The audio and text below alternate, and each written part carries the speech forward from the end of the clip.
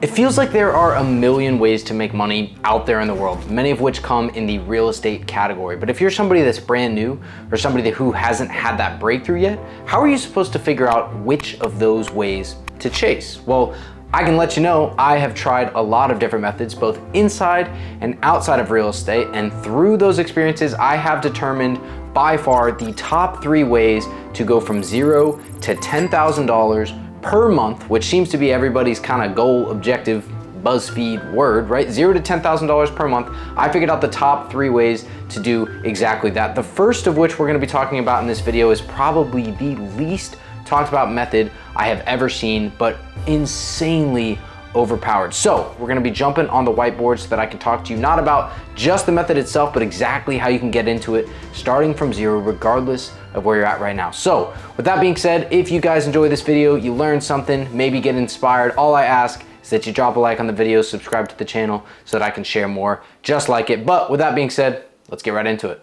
So the first method that we're gonna be talking about today is called the stack method. And the stack method is by far the most powerful way I have found to make money in real estate, not just as a funder, which we'll talk about a little bit later, but as an actual buyer. That's right, I'm talking about buying properties and making money at the same time. And although this is the most powerful way I have found, it is also one of the most dangerous ways when done incorrectly. So before I break it down for you, we're gonna have to drop down a couple definitions so that we make sure we're all on the same page, okay? The first definition is equity. Now, equity, for an example, would be if you sell a house for $500,000, but you owe $300,000 on your mortgage, you have $200,000 in equity, right? That's the difference between what you would sell it at and how much you would actually make, that $200,000. And so equity is going to be a very important part of talking about the stack method. Another couple things that we're gonna define is LTV, which stands for loan to value, right? That means that if a property is valued at $500,000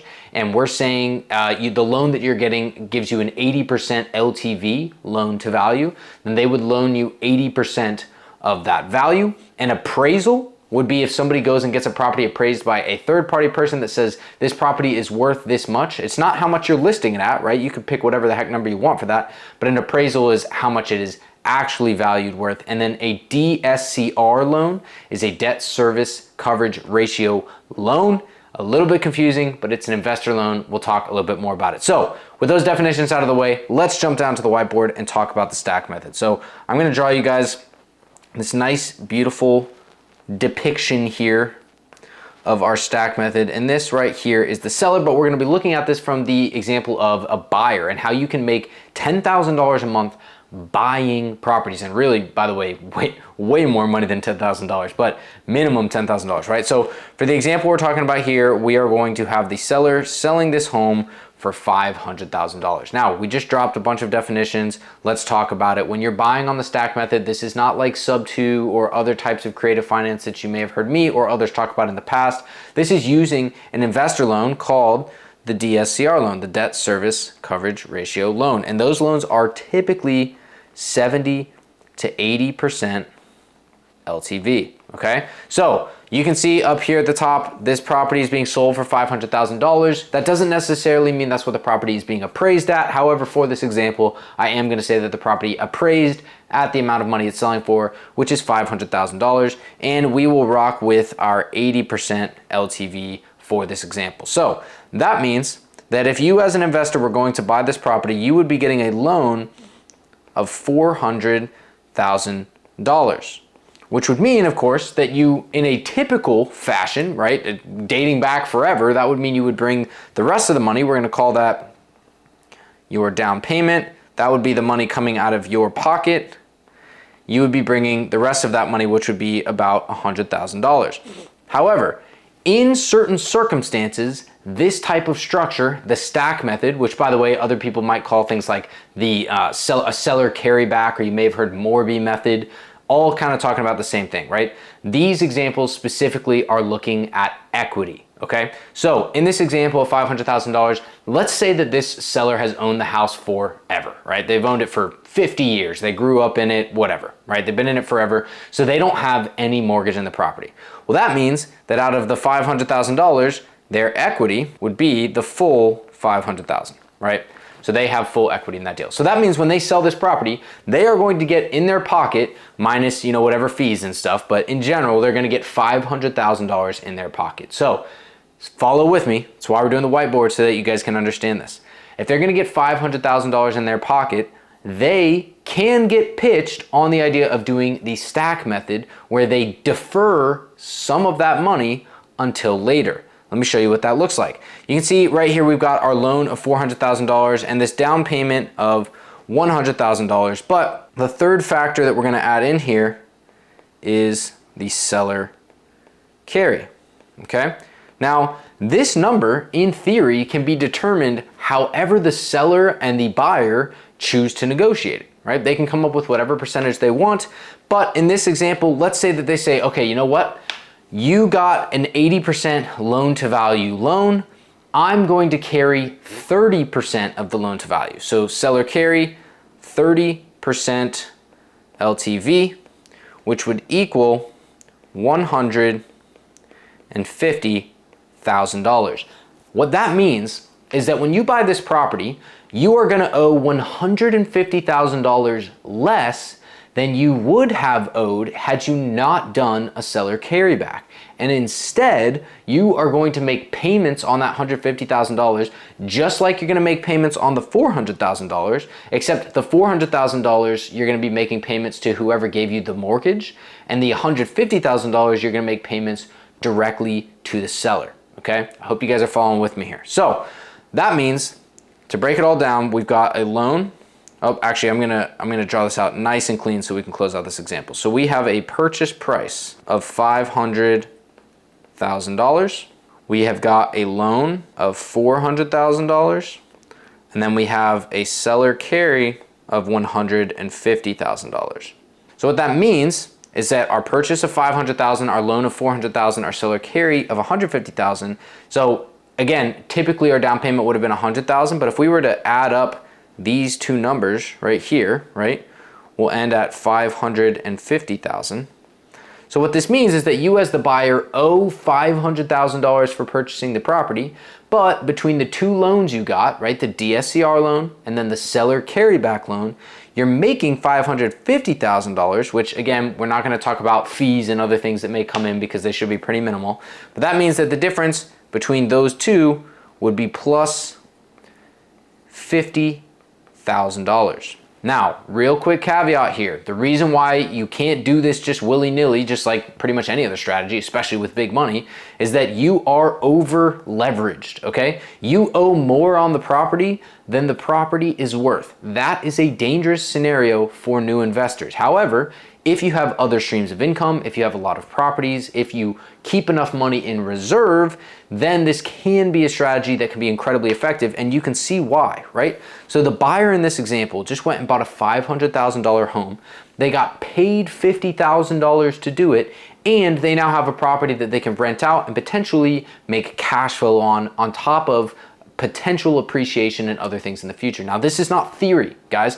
These are deals that I am working on every single week. And not only am I seeing these go through, but I am working with people right now that are doing hundreds of thousands of dollars in profit per month doing this strategy by buying bigger properties with larger margins and protecting them with other businesses that they run. And that is why I think this is the most underutilized and most overpowered method of buying real estate. Just like with anything, why can you make this much money and why are not a lot of people doing it? Because there's risk involved and it requires skill and the knowledge to know how to set this up correctly. It's not easy, right? If it was easy, everybody would do it. However, if you can pull this off, the stack method is one of the most ridiculous ways to make money in real estate. And if you don't know a lot about the stack method, leave comments on this video because I would love to hear from you guys on why you think it is a good or you think it is not a great way of making money. I can tell you what I've seen and my experience, but I was open to hear from you guys as well. But if you want to get to $10,000 a month and you are surrounding yourself with the right people, you have the skill and experience,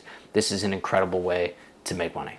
Okay, now method number two, as some of you guys know, I guess I can't call it famously, but somewhat famously say wholesaling is not my thing. However, method number two that we're gonna talk about is wholesaling, because if you wanna get to $10,000 a month in real estate, wholesaling is absolutely in the picture for exactly how you can do it. And there's really no way to argue that, because I know so many people that have gotten to $10,000 a month wholesaling, and that's why I'm gonna talk about it today. Now, here's the important thing to understand about wholesaling that'll lead us into my third point for this video. On a wholesale deal, it goes as follows. You're gonna find a property, and then you're going to get that property under contract. I'm gonna draw a little wheel for you guys. You'll see it in a second. You're gonna go under contract on that property. You're going to close on the property, and then you're going to get paid. And if we draw this out as a cycle, it goes find the property, get the property under contract, close on the property. Actually, hold on. I'm gonna change that word there. Assign the property, get paid, and then go find another property. And what's important to note here is that this cycle happens one time. What do I mean by that? Well, when you go find a property and then you get that property under contract, it typically means that the person is in distress in some way, right? Wholesaling, more or less, is finding distressed sellers in one way or another. It could be a really nice house, could be a really crappy house, but it's usually a distressed seller, right? And if you go and find a distressed seller and they sell you their house, or you get that property under contract, you're not going to then be able to go and just get another property under contract with that seller, because they just sold you their house, right? And so here's why when I say 10K a month for wholesale, I'll put a little asterisk next to it. So on this thing, you're gonna get it under contract, you're gonna assign it to somebody, which is going to look like, you know, you get it under contract. Let's say we've got the seller here, we've got you as the wholesaler, and then we've got your end buyer, and you buy the property, or you get it under contract for $300,000, and then you sell it to your end buyer for $310,000, and that means that you're going to profit 10 grand, okay? So in that example, you do one of those a month, you're going to make $10,000 a month. Now, why is this a caveat? Because in this scenario of doing wholesaling, as you can see on this wheel, it's a one-time thing. What do I mean by that? Well, typically when you say make X amount of money per month, it's more of a flywheel scenario. It's something that's very repetitive. But in wholesaling specifically, once you close on this one deal, you're gonna have to restart the process from scratch. And so if you don't have a bunch of systems in place or a lot of experience or other things, then that 10K one month really doesn't have anything to do with making 10K the next month. It's just a one-time thing. And then you go out and do the same thing, and obviously you hope for the same or a better result, right? But the fact of the matter remains, in wholesaling, if you can just find one deal with that $10,000 margin, that $10,000 spread, then you can go make $10,000, repeat that process again the next month and make $10,000. Now, here are the pros of wholesaling, right? One of the big pros of wholesaling is that you can utilize KPIs. Okay, there's a level of predictability in wholesaling where, let's say, every 200 people that you reach out to, you get one deal. Okay, that may not be the exact number, it's just an example, but the point is, it is a repetitive thing where if you can get that down, which takes some time, but once you get those numbers dialed in, you know, okay, if I do X amount per day, X amount per week, X amount per month, then I will see a similar or better flow coming in. And I think that's important to understand about wholesaling. The other thing about wholesaling is that it's easy. Anybody can go find a crappy property in their neighborhood, figure out how to get it under contract, get help from a friend, look up a contract online. I mean, it's not that hard. Get it under contract, and then go online into some Facebook forum or Skool community or something and post, hey, got this property, boom, sell that thing, make 10 grand, right? It's really, really easy, and I think that's a great thing. Like I said, the cons, my biggest con is that you have to restart. You have to restart from scratch each time, which can be a total pain. However, that's wholesaling. A lot of you guys have probably tried or seen other people do wholesaling in the past. There's a reason for that. Although I am not a huge fan of wholesaling, I can't sit here and deny that when I wholesaled, it opened up the doors for a lot of the things that I do now. And so whether you're wholesaling, thinking about wholesaling, or wholesaled in the past like I did, you can't deny that wholesaling is a great way to make $10,000 per month. Okay, now for the third and final way to make $10,000 a month in real estate, we're gonna look at this con right here that is having to restart. If you do not wanna have to restart on this circle every time going around, then this is the method for you. And that is what I am here to talk about all day, every day, which is transactional funding. Now, I'm not gonna sit here and tell you guys that transactional funding is perfect. In fact, it's the third thing I put on this list. So there's other things that you can obviously do. But of course, transactional funding is where I landed. And I'm gonna draw that exact same wheel to try and give you guys a nice example here. So you can see we're talking about a property. In this example, the big shift is that instead of talking about a property, I'm going to be talking about a borrower. So there's a shift there. We're going from an asset being a physical asset to the asset being the human being itself. Take note of that, it's really important. Okay, so we've got the borrower, we've got the contract, and then in this example, well, we'll just go ahead and follow the same cycle because you can work with a wholesaler and then you get paid, okay? Now, on the last example, you can see it just goes in one big circle, right? So here's the difference. In this case, you find the borrower, you go under contract, the property gets assigned, you get paid, but you don't go back up here, right? It's not like the other example where you go back to the borrower. Instead, what happens is once you get paid on this deal, you skip that line and go straight back over to another contract. Now, what do I mean by that? Well, in transactional funding, unlike wholesaling, you are now working B2B instead of B2C. I'm gonna draw this out. So B2C equals business to consumer. B2B, you guessed it, business to business.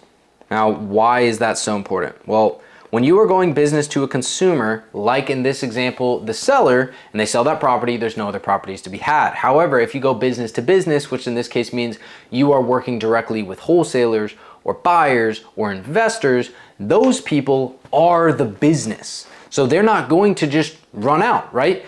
In the example with the wholesaler, if the wholesaler has to go out and find new deals, instead of you going out and finding new deals, you work directly with the wholesaler, they go out and find the new deals, and then they just come right back to you for your services, right? It's called reoccurring revenue. It's not recurring revenue, but it's reoccurring, meaning they will come back for the same service at a later date. And that's why transactional funding, in my opinion, is so powerful and why I got so deep into it when I first discovered it, because I was like, wait a second, this is not like wholesaling. This is something that can be repetitive, right? And if we draw out, let's say month one, right?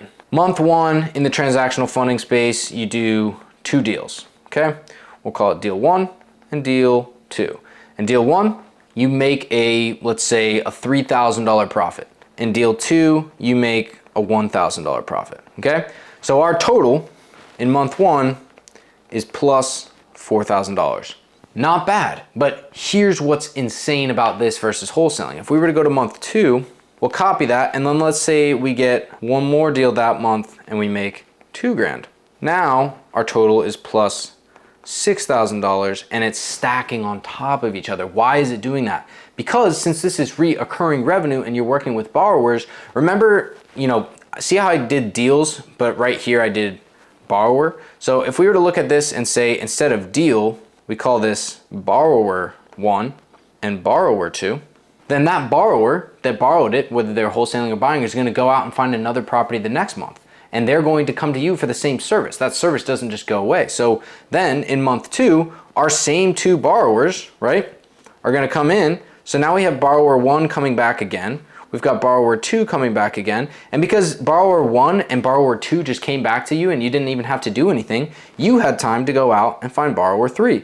And now you've gone from $4,000 in revenue last month to $6,000 in revenue this month. And then the next month, maybe you'll do $8,000, $10,000, $15,000. Maybe you'll even have a down month where your borrower doesn't come back and you only do $3,000. But the point is, it's reoccurring revenue. It continues to stack and stack and stack. And just a few of these deals, right? If you got 3 borrowers and you do $3,000, $1,000, $2,000, and then you got a 4th borrower here, borrower 4, and that one hooks you up, and you make $4,000 on a deal with them, then now all of a sudden you're doing $10,000 per month with a lot less work because of that cyclical nature, because they come back time and time again. And so this is the method that I spend obviously the most amount of time on now, is this stack method first, as the one that I think can make probably the most amount of money in the long run. Wholesaling second, as something that you can use for quick money, something that you can use to get your feet wet. And by the way, wholesaling, learn a whole bunch about real estate. And then finally, third, we've got our transactional funding, where I spend all of my time. It is probably the most scalable method because with the same amount of work, you can make $1,000, $10,000, or $100,000. And that's pretty dang cool. So guys, that's 3 ways that you can make $10,000 a month in real estate starting from zero, or with experience if you're trying to find something new. I have seen all three of those work and do well over $10,000 a month. And I know if I can do it, and if other people can do it, so can you. So hopefully you can take something from this video, go put it into action. If you have any questions, feel free to drop them down below, subscribe to the channel, and I'll see you guys in the next one.